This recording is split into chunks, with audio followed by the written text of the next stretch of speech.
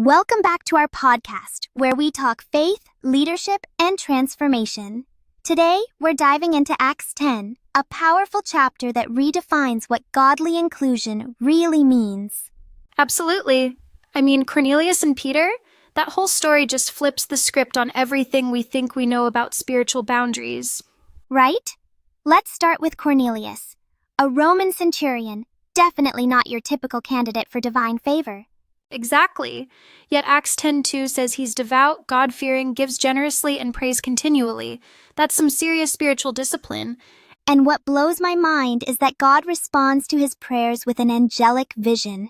That says a lot about how God views righteousness beyond religious labels. That's huge. Cornelius wasn't circumcised, not part of the covenant people, but still his heart posture moved heaven. Meanwhile, Peter is over here, struggling with his own deeply rooted traditions. That vision of the unclean animals was more than just a menu change. Totally. It was God saying, your cultural boundaries, I'm breaking through them.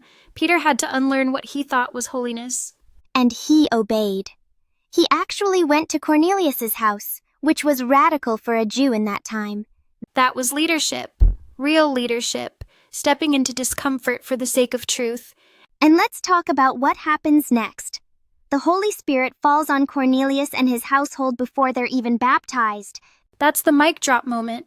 It's like Pentecost 2.0, but this time for the Gentiles. God makes it clear, no partiality. Acts 10:34-35 says it best. Anyone who fears him and does what is right is acceptable. That's a leadership lesson on equity right there. Exactly.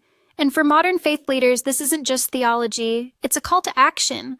Like challenging our own dietary laws, those unspoken norms that exclude people today.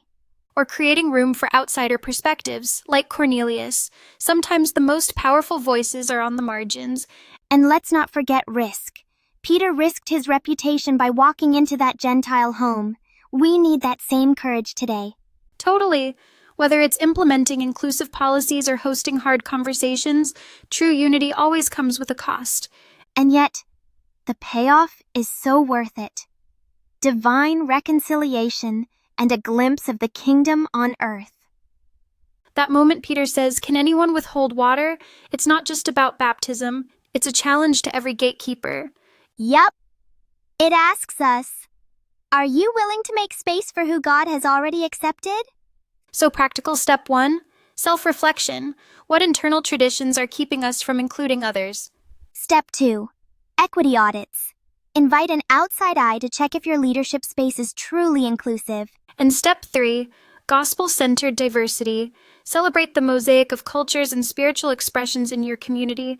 Acts 10 isn't just history. It's a blueprint, a divine playbook for transformational leadership.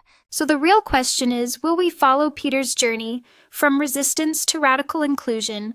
Or will we stay stuck in what's comfortable? Something to reflect on as we lead forward. That's it for today. And if you want to dig deeper, the full ebook, God Invited Them To, is available at faith.dertracy.com. Thanks for listening. See you next time for more truth, tension, and transformation.